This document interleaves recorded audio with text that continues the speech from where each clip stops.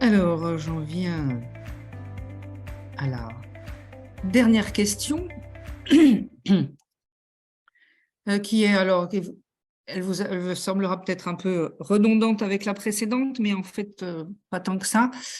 Comment faciliter les apprentissages mutuels? Donc là, on a vu d'un côté les chercheurs, de l'autre côté les parents, enfin les parents, les, les personnes les citoyens, ou bon, comme on les appelle. Comment faciliter les apprentissages mutuels dans vos dispositifs? Et puis, je pense que c'est très lié finalement à la dimension capitalisation, généralisation, puisque bon, euh, bon, ça fait partie aussi de cette volonté d'aller au-delà d'un résultat qui profite finalement à un petit collectif qui a été impliqué dans une recherche, mais qui essayer aussi d'élargir ses apprentissages pour généraliser les résultats des travaux de ce petit groupe.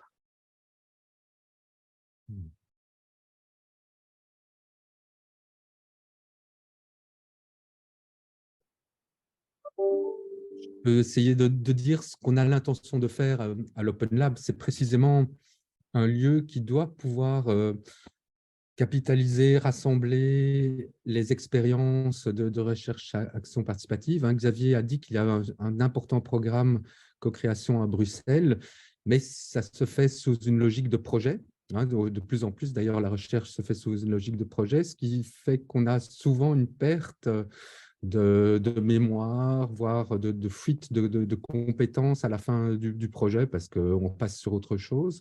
Donc, l'Open Lab a notamment pour viser de pouvoir garder active cette mémoire, ces compétences, de pouvoir stabiliser un groupe qui est en plus bicommunautaire, donc avec des néerlandophones qui ont une autre culture complémentaire de la nôtre et donc très pertinente et intéressante aussi à articuler avec nous.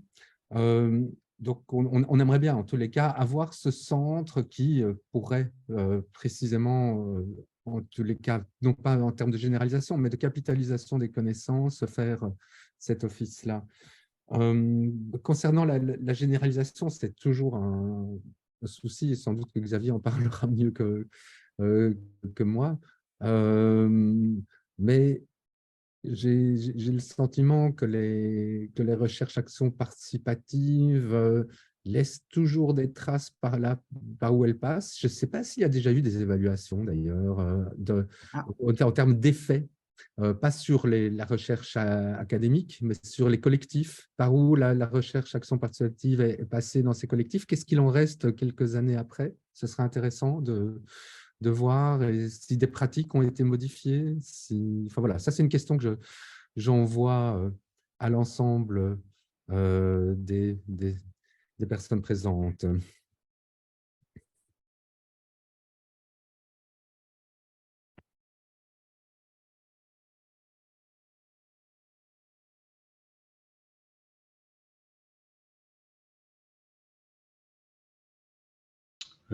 Sinon, pour enchaîner, donc là, bon, nous, on a un peu un motto qui est de dire que la valorisation et l'impact des connaissances se fait à l'échelle de la co-création.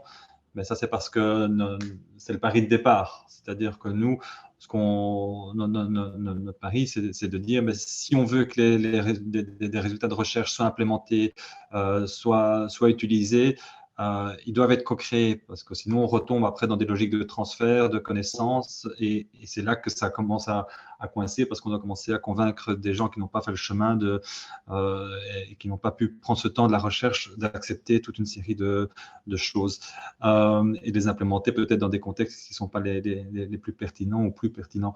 Donc bref, nous on acte ça et on accepte ça quand on finance des projets. On a des projets qui se sont faits à l'échelle d'un ménage, à l'échelle d'un quartier et d'autres à l'échelle de la région. Et donc, voilà, on va plutôt travailler là-dessus. Et notre demande sera que la capitalisation des connaissances se fasse à cette échelle-là et qu'elle mette avant tout en capacité ceux qui ont fait le processus de recherche et fait la demande finalement de se mettre en recherche, d'être en capacité d'aller un cran plus loin dans les transformations qu'il souhaite. Après, voilà, si on veut communiquer, diffuser, etc., ça peut être intéressant et ça peut être même une nécessité pour certains acteurs, mais ce n'est pas en tout cas ce que l'on va viser en premier et ce qu'on va demander en premier lieu. Donc voilà, ça va être vraiment pour la capitalisation de ces savoirs. Après ça, comme on disait un petit peu ce matin, un projet de recherche, c'est un projet à un moment donné, dans un contexte beaucoup plus large, dans un mouvement beaucoup plus large. Et donc voilà, on espère bien que ces projets, ce qui en émane, va faire un peu effet de tache d'huile et que ça continue à percoler dans les différents espaces où les gens évoluent, mais aussi on va commencer à voir, bon, on a l'avantage de travailler à une échelle régionale qui est une ville en fait. Donc les choses se savent assez vite et donc il y a très vite on peut espérer qu'il y ait un effet d'emballement où imagine si un quartier, ça se fait dans un quartier, dans une commune, d'autres communes disent tiens, ça a l'air intéressant, ça, on voudrait faire ça aussi. Et puis voilà, on peut espérer un petit peu pouvoir s'appuyer sur l'effet tache d'huile. Voilà, après, on est beaucoup plus prudent justement, mais ça, c'est un parti pris par rapport à ce type de recherche sur les montées en généralité, etc. Parce que très vite, ça amène à devoir souvent simplifier les choses ou les complètement dénaturer un petit peu les contextes très précis dans lesquels ça s'est produit. Et on doit commencer à généraliser les choses et alors on dénature un petit peu ce qui s'est vraiment passé. Donc, il y a quand même un risque là. Donc, voilà, nous, dans ce dispositif-là, on préfère que ce soit à l'échelle de la co-création et qu'après, que ça s'inscrive bien dans une démarche qui va au-delà du projet de recherche et qu'il y ait un effet tache d'huile qui se passe, mais ce sera plus par le bouche à oreille, les habitudes qui se sont peut-être, les possibles qui ont émergé, les postures qu'on a peut-être changées, etc. Ça veut dire qu'il faut que vous impliquiez d'autres personnes que celles enfin d'autres structures que celles qui sont présentes au départ de la co-création, parce que sinon, il ne va pas y avoir de transformation. Ah non, c'est qu'on demande que les structures en question soient présentes dans la co-création. Si on me dit je veux avoir un impact à l'échelle de la région sur la gestion de l'eau à l'échelle de la région, on va demander que l'acteur régional de la gestion de l'eau soit présent dans le projet dès le départ. Parce que le pari, c'est que c'est la démarche de recherche dans laquelle il va pouvoir s'impliquer qui va lui permettre d'opérer les transformations, les changements, de voir les possibles, de travailler les controverses, etc. Donc, ça va être une exigence, en fait, de la communauté de co-chercheurs, en fait. Ça veut dire que vous avez déjà fait un gros travail au départ pour savoir qui étaient les acteurs que vous devez mobiliser dans votre co-recherche. Ouais, c'est pour ça qu'il y a ce dispositif qui était avant la phase de montage, puis la phase de phasing et maintenant qu'on appelle de coproblématisation, qui sont 15 mois de financement pour pouvoir faire ce travail. D'accord. Et donc là, vous avez une méthode pour essayer de voir justement, avec un objectif bien particulier, qui sont les acteurs que vous devez mobiliser? Alors, moi, n'étant pas dans les projets, je n'ai pas tout de suite la méthode, mais c'est, donc ça dépend tellement d'où vient la demande. Généralement, quand ça vient vraiment du terrain, les acteurs ils savent très bien qui est impliqué et qui influence et qui sont voilà. Après, ça peut émerger pendant le début du projet, c'est qu'on se rend compte qu'en fait il y a un acteur là qui n'est pas du tout présent et qui devrait être présent parce qu'il est très influencé par la transformation qui est prévue. Après, ça rejoint ce que Jacques Chevalier disait tout au début. Il y a des auto-exclusions, des gens qui ne veulent pas participer et qui pourtant sont importantes pour la transformation. Donc là, c'est aussi après c'est mettre en place des stratégies, mais dès le départ, pour savoir que c'est présent, ça, et que ça va vouloir dire quoi pour les attentes qu'on a par rapport aux résultats du projet, etc. Donc voilà, mais je n'ai pas une méthodologie particulière à proposer. Merci. Emmanuel? Oui, alors Ben, nous, des apprentissages mutuels, il y en aura. Enfin, en termes d'évaluation, il y a des évaluations qui sont faites toutes les 3 ans des UPP. Et ce qui ressort comme point numéro 1, c'est que tout le monde a appris les uns des autres et s'est transformé fortement. Donc, les parents ont appris évidemment comment on faisait une recherche. Et pour des parents qui ont, en général, enfin, non, pratiquement tous jamais été à l'université et peu ont le bac, voilà, c'est quand même quelque chose d'intéressant. Mais les universitaires aussi disent qu'ils ont dû énormément changer leur posture et leur pratique parce que travailler avec des parents, c'est pas du tout pareil que travailler avec des étudiants. Vous savez mieux que moi, quoi.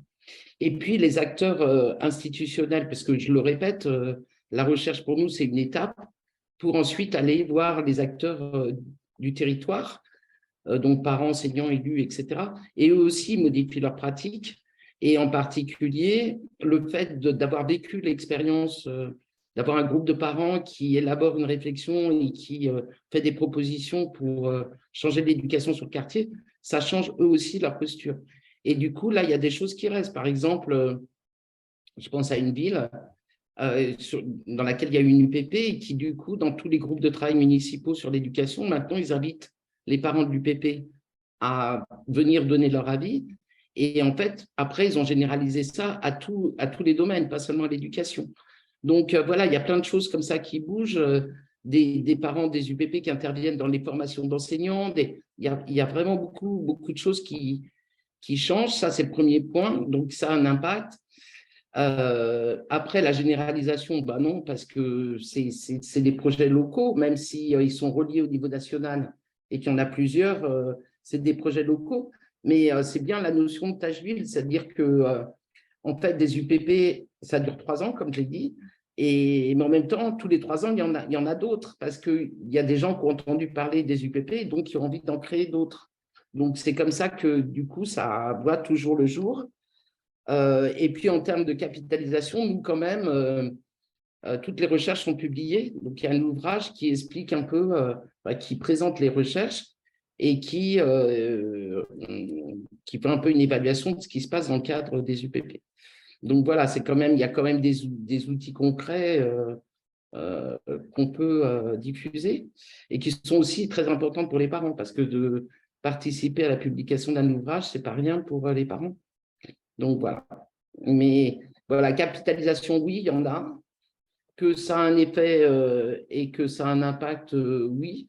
La généralisation, comme l'a dit quelqu'un, pour nous, ce n'est pas possible du tout parce que c'est une recherche dans le cadre des UPP, c'est une œuvre locale, quoi. Et puis, c'est des acteurs qui la font. Donc, on ne peut pas… à la fois, il y a des critères méthodologiques, il y a quand même une colonne vertébrale, mais à la fois, il y a beaucoup de créativité pour les acteurs et c'est bien comme ça. Oui, mais je crois que là, il y a peut-être une petite incompréhension sur le terme généralisation. Généralisation, ça ne veut pas forcément dire reproduction à l'identique. Ça veut juste… Enfin, vous avez votre méthode de travail pour les UPP. D'une certaine manière, vous l'avez généralisé parce que ça fait je ne sais plus combien de fois que vous répétez depuis 2005. UPP. Du coup, même si ce n'est pas du tout avec les mêmes acteurs, vous avez généralisé quelque chose quand même. D'accord. Donc, si vous l'entendez comme ça, oui, alors… Oui. Et c'est l'importance du réseau pour moi. C'est-à-dire que même des recherches qui ressemblent aux UPP, je pense qu'il y en a. Il y en a eu avant les UPP.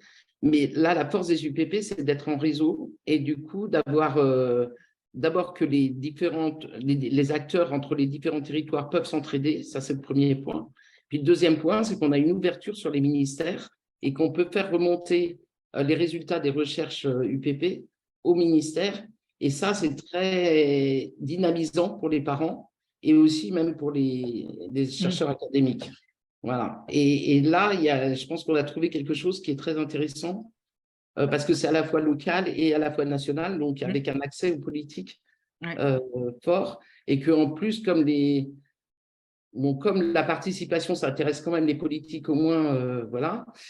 Du coup, par exemple, la CNAP, au niveau national, dit au CAP de financer les UPP. Donc, il y a un effet aussi qui fonctionne comme une labellisation. Alors, il n'y a pas de label, mais qui du coup aident le niveau local. Je ne sais pas si j'ai été claire, mais Peut-être juste dire qui est la CNAP et qui est la Caisse nationale d'allocation familiale, donc le niveau national, demande au CAF départemental de financer les UPP.